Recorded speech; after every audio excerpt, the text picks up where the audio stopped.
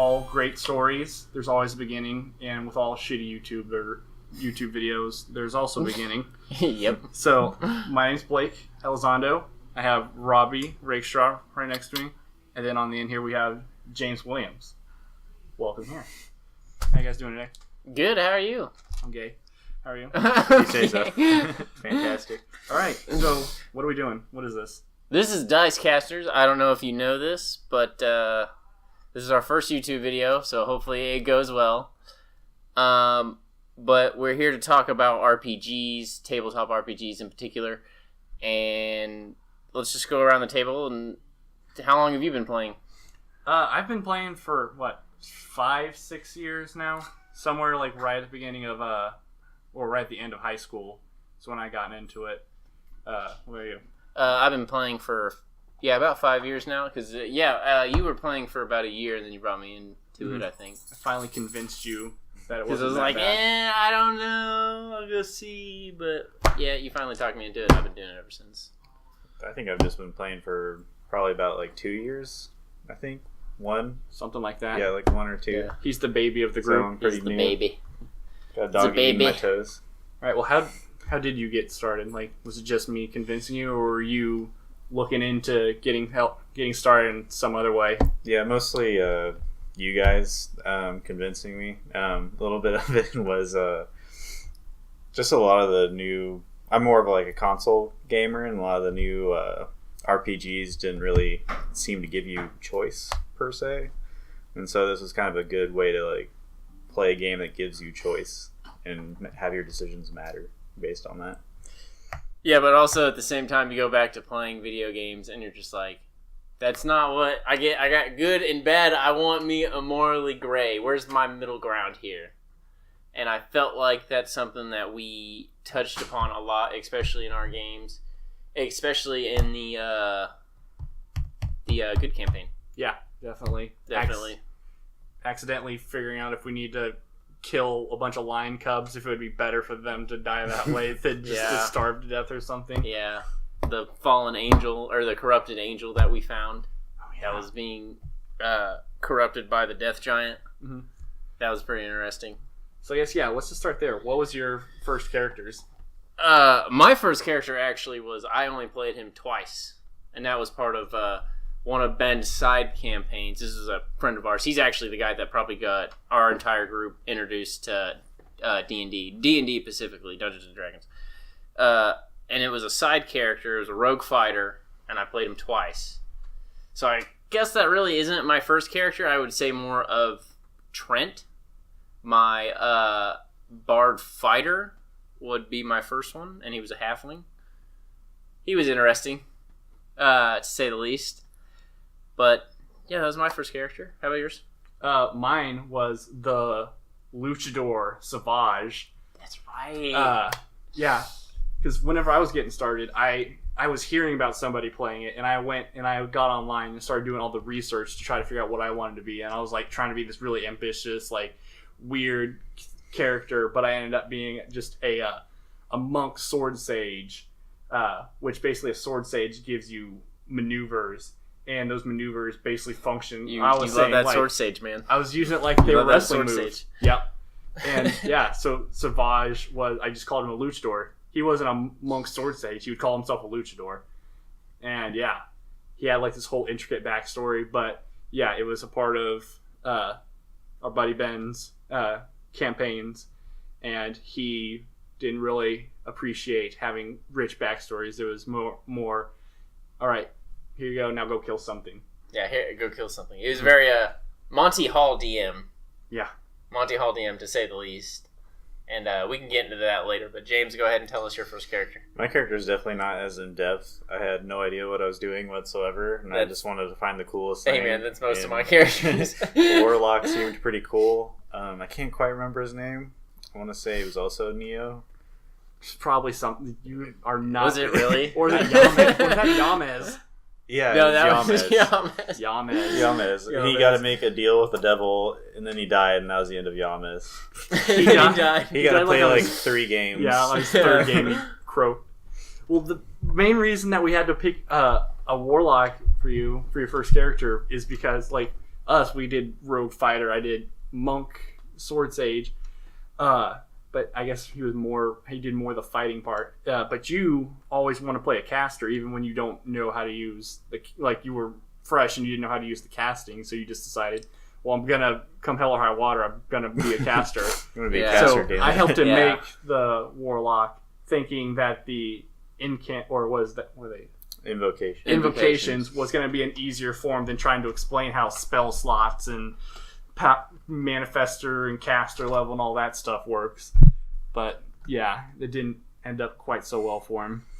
Well, the problem with warlock is the fact that you get some really cool invocations, but the problem is you have very limited. And yes, you can just be like all day. I'm just throwing them out there. This is 3-5, by the way. I was gonna say we should probably specify that we've 3-5. mostly played 3-5. We've only played a one shot of 1 5th edition game. Wait, 1-5? 5? Yeah, sorry. Yeah, that was pretty sweet. Yeah, that was fun actually. Yeah.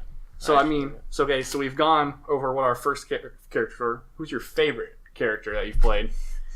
Oh God, you know what? You guys go around first because I'm in the middle of stuff right now. Mine would definitely it hits. I hit a lot of notes because I don't like to make characters that are too similar. So I have my super charismatic guy, Captain Marvelous, who's this swashbuckling, super charismatic tiefling pirate. Slept with everything, by the way. Everything. Omnisexual. Yeah. Inanimate or not. Then you had, of course, Savage, because then I got to basically cut wrestling promos, which also on this channel I have a bunch of wrestling videos. I haven't made anything for a while, but yes, because I finally got to live out a thing where my dude got to stand on top of like a crate of boxes and start talking shit down to like a bunch of drow. And then there's the one I've probably played the most and the longest was Exia, the sword sage scout, this, that, and the other. Basically, he's just a whirling dervish of blades, and he's a warforged ninja type stealthy guy, and he's had the most character progression. I would say yes, without a doubt. He basically ran the good campaign. Mm-hmm. Like, really, I know you were a lieutenant, and we had a captain with us that was a paladin, so of course, she's going to be the captain. But she wasn't really there that often. You were there most of the time, so Lieutenant Exy was there kicking ass and taking names. Yeah, and there was more than a few times where we were laid out a whole mission, because the entire structure of this campaign was we're all in a military. So we would get like, here's your objective, and I would go, I probably can just go do that by myself. Yeah, and he would. And like, it wasn't like a thing where I wanted to like show off how cool he was. It was just, don't give me that crap. You wanted to do that. But at the same time, anytime we would be like, all right, let's have everybody work on this. Yeah. Somebody, Arthur, would go awry, and I would have to bail everybody out. And it's not because I made him super immaculately. It's just that I made a Swiss Army knife of a character. Yeah, you did. And he could, if there was a situation, he could at least get himself out of it most of the time.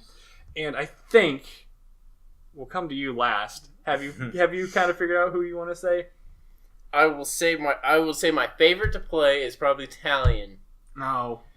But Riven is more powerful. R.I.P. Italian. R.I.P. Italian. But I just love me my barbarians. I can't help it. It's so fun to just go, I want to rage. I would like to rage. I would like to rage and just hit things as hard as I can. Even though my most powerful has to be Riven, without a doubt. Yep. Yeah. James? Yeah, well, I think we can both answer this on 3. Neo. Yeah, Italian didn't get to survive to see a Neo's turn evil. Turn evil. Because he was... Basically, we're starting this anti-magic campaign, and we making these characters up on the spot, and, I still want to be a caster, because I love casters, and so, I went with psionics. It's like magic, but not magic. Anyway, he started out as a good character, just hanging out with the other adventurers, and then, they kind of got him kicked out of his favorite club, so to speak, out of his enclave of fellow Psions. And, totally Italian's fault, by the way. He just got pissed off and became evil and started enslaving fellow people around him, like a good fellow does. Like a good wannabe mind flayer. My friends don't like me. I'll enslave the world is what happened with Neo. I'll make my own friends. I'll make my own. People who Whether wanna be your they friends, liked make it or them- not. Make them be your friends. Oh god. Tell them about what happened when you found the helmet of oh god, immunity to mind effects. Oh yeah, The helmet of defiance. when you slipped on that helmet that gave Mutus immunity to mind effects. Yes. Because his character is a thrall herd, which means he gave a companion. But he specified that the thrall herd gives you it through like kind of a mind link, and it's kind of like wishy-washy on how that mind link works. Yeah. How his is when working since he's evil is that he's basically possessing them, basically Yeah. mind controlling Just them. like constantly sending signals like you will do whatever the fuck I say. We're just both jamming to the same radio signal. Yeah. It's not evil, I promise. It's like if you got in your friend's car and kept turning it to Katy Perry every time. Oh god. But you found a helmet and you're like, ooh, it's magic, and you gave it to your brainwashed cohort Freaks out like, oh. because it breaks the mind control. He's like, "Bah!" and we had to. He just woke up into the Matrix. And They had to knock him freaked out. Almost killed him. It was actually pretty hilarious, and that was one of the more moments I was really proud of. I'm proud of my church of evil. Yeah, I I don't will. know, evil fuckery. I will Evil say, fuckery. I'm super. I don't like playing evil campaigns. And the one time we made a specific. It was just chaos. An evil campaign. It was madness, and Yeah. I was basically protesting the game more or less. So I made a character named Jouffre, who was the most evil thing I could possibly imagine, which was a Harsaf, which is already like insanely overpowered because he has like fire on him at all times.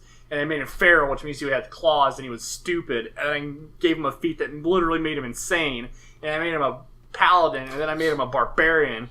So he's just this insane, righteous, evil monster. Basically, his logic was, you know what? I don't want to play evil, but if I'm gonna play evil, I'm gonna play the evil. Yeah. So, And he did it well. yeah. And then somehow this campaign that I've made up was supposed to just be, oh, you guys are kind of bounty hunters. You guys are making money off of killing orcs and basically, securing the safety of this city. Now has basically the villain is one of the PCs. Yeah. Like, you kind of stole the show on that one. And it sucks because it's like he's the most powerful one. So, I mean... no one wants to mess with me because there could be consequences. Yeah, there's been, because even though I'm DMing, we've done a thing where we're all like co-campaign or co-DMing, to where it's like I'll DM like the main storyline, and then I'll pass it off to Robbie here, and then another player we have Ethan to do kind of story arcs like seasons of DMing. So I made up another character who is kind of in the realm of he's a PC whenever he has to be, and then whenever I'm DMing him, he becomes an NPC to an extent. So when the rest of the party started kind of figuring out that we had an evil guy amongst us, I kind of had to step in like as a player character and as a non-player character and just be like, look, what's the end game of trying to stop this guy? He's gonna kill us, or we're gonna get rid of an ally. So either way, we might as well just keep him around, or at least not fuck with him. It's going south very quickly. Yeah. So at the end of the day, yeah, that's his favorite character. Yeah. Just because he has so much power. It just makes them power hungry.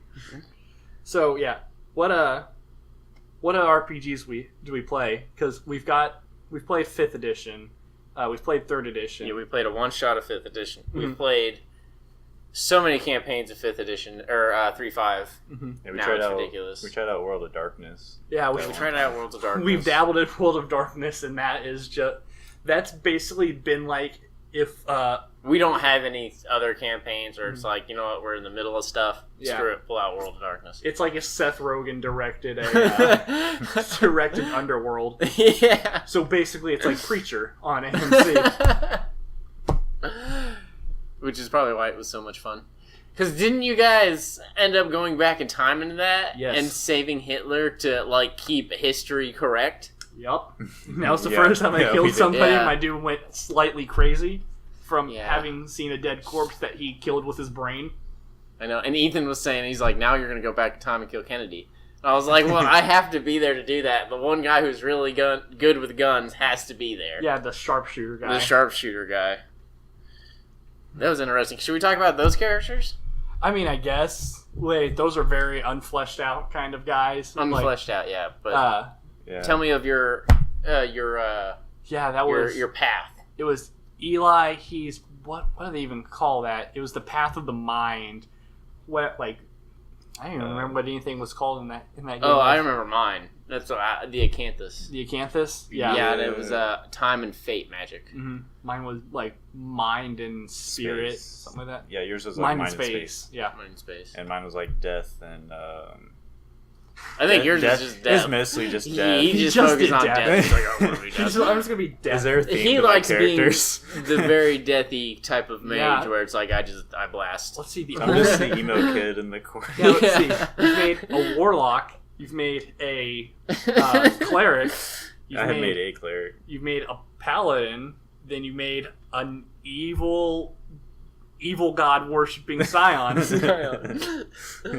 Yeah, that guy was like more World of Darkness guy. Was just more like I don't even know. He was just kind of like he was more of a businessman. I felt like I feel like everybody. I'm selling probiotics. Yeah. Probiotics. Yeah, I used magic to alter the water to make it have probiotics in it, and I became a millionaire. Basically, that was great. Our way of playing World of Darkness was we're gonna figure out whatever we can do. Yeah, those weren't so much characters. I think I was just exploiting how to make the most money in that game. Yeah. And then we were like, oh, we have a best friend that has money, so we don't have to worry about anything. Yeah, basically. Yeah. And that's how I made friends. That's how I made friends. I have money. I don't need friends. I have a bulletproof T-shirt. I remember that. It was like the cool thing. My gun. And I have a van. Yeah, he has a van. He's a homeless guy. Your van was badass, though, dude. He has mind powers. I'm a homeless man with mind powers. He was so upset because he's like, I want to start out with a van, and then like his van gets stolen. The first thing that happens. Like his van gets stolen. It wasn't even like he has to get like a badass one made. I'm sorry, James. No, you're good. Like it wasn't even a campaign. It was just his character like smoking a doobie the whole time and just imagining all this. I can see it. My dude's just tripping out with a crack pipe in the back of the van. I got mind powers now, bro. I always love it when you play characters that are totally not you. Yeah, that's what I like to play too. Yeah. But then I always like to inject a tiny bit of myself into them. So my Savage, the super fearless, lawful good luchador that'll jump into battle at the drop of a hat, scared shitless of bugs. So we were in the Underdark, and there's in the Underdark there's bugs the size of footballs down there. So he would just jump around going boo. He'll face down a fucking army of drow, no problem. But as soon as a centipede crawls out of that crack over there, it's done. You never had to fight any giant spiders, did you? No, thankfully. I think I would have actually made him not fight that. Yeah. Like, nope, can't do it. I have to leave. I'll be back, guys, some other time. Yeah, deuces, you're all gonna die. So yeah, I guess that'd be my guys. Like, I never want to have the same character twice. What would be your, main goal when you have a character? I just tried to do something similar to that. Like, I feel like I should start playing more towards alignment that way, but I feel like I've just been playing different builds that way. Yeah. Where it's just like, I played a rogue fighter, and then I'll be like, okay, well, now I'm gonna do wizard or sorcerer. I always do sorcerer, but I always try to either do like rogue or a fighter or a spellcaster of some sort, and I try to keep changing it up like that. Well, 3.5 is basically built to built to min-max. So really, yeah, always wanting to have like a spellcaster, fighter, some kind of sneak attack damage in there. It's always gonna be really attractive. Powerful. Yeah.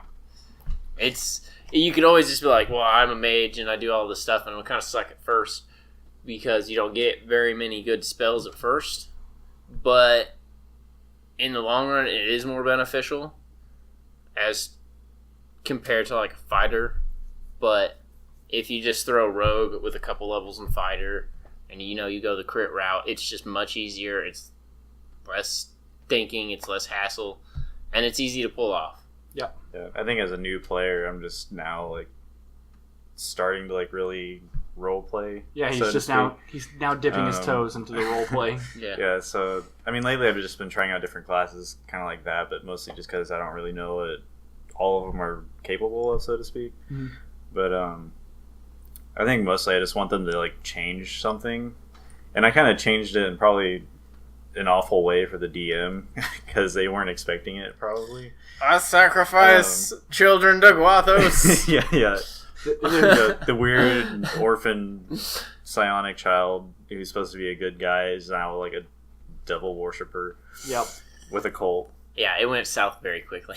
The easiest DM tip is like there's like one of the those memes where it has the guy like touching his head. It's like your players can't screw up the DM's plan if the DM doesn't have any plans. And that's always the best thing to do is like have your beginning, your middle, your end, and then like make the bridge to where they can walk across it, but also be flexible to where like if they just want to fucking swim down the ravine and climb up the other side, make it available for them to do it. Yeah. Because what's the worst that could happen? Yeah, the guy who's like giving us our bounties in the first place is like now like a follower. Yes. I feel like that changes things. It's just the more we play that campaign, the more evil it's getting. Like he convinced another party member to go out and kidnap orphans for him every time they come into town. So I think sacrifice them to the neutral evil god. I think what I try to do is like try to make some kind of lasting impact for my character on the world. Like the World of Darkness guy, he's just like the world's best businessman. World's best. Like he's finding the most mundane things like water and creates life into it and then sells it to other people. Yep.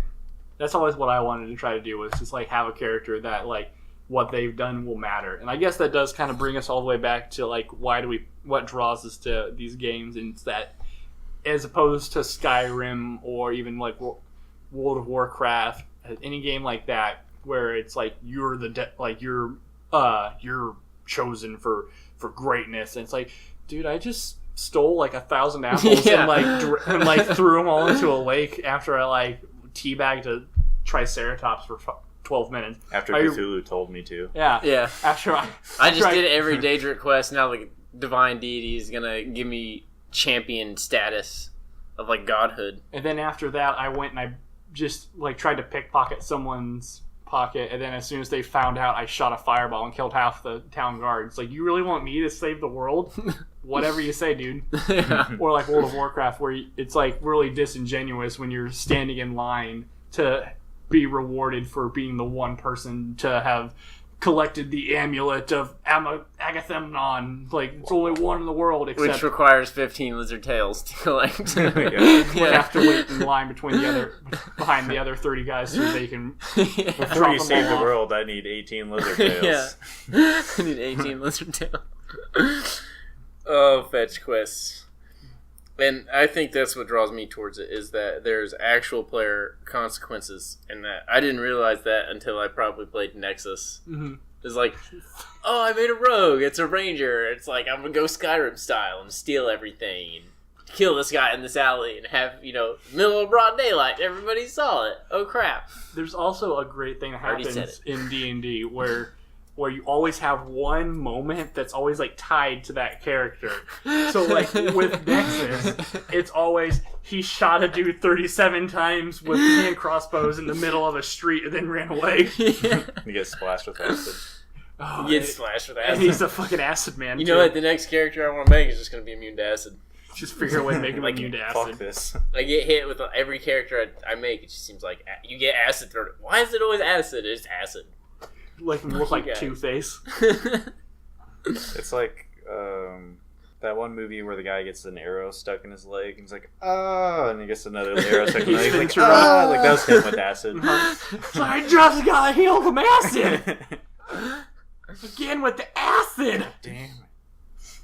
I don't know. Wasn't it like 3 or 4 different times that Nexus almost died from acid? Yeah, there was one with a black dragon, one with a Draco Lich version of Tiamat. Yes, I remember that fight. What? I'm sure. And then there was like an ooze. Oh yeah, there was an acid ooze that was burning down a building he was in. God damn, I hate acid. I just hate acid, damn it, so much. I hate it so much. I hate it so much. something we can definitely try to do better is just role play out how horrible it is to be hurt in D&D. And I always wanted, like, put that big underline when somebody gets splashed with fucking acid. Yeah. It's like, have you ever had lemon in, like, a cut when you're trying to cook something? It's like that by a billion. Getting soap in your eye in the shower. Let me ask you something, Blake. Uh-huh. What do you think was the best role-play moment that we've had? The best... I can't... See, that's a difficult question, I know. This might be a question for next time. Because that's a good question. I just thought of that on my head. Yeah. But we might have to bring that back on the next episode.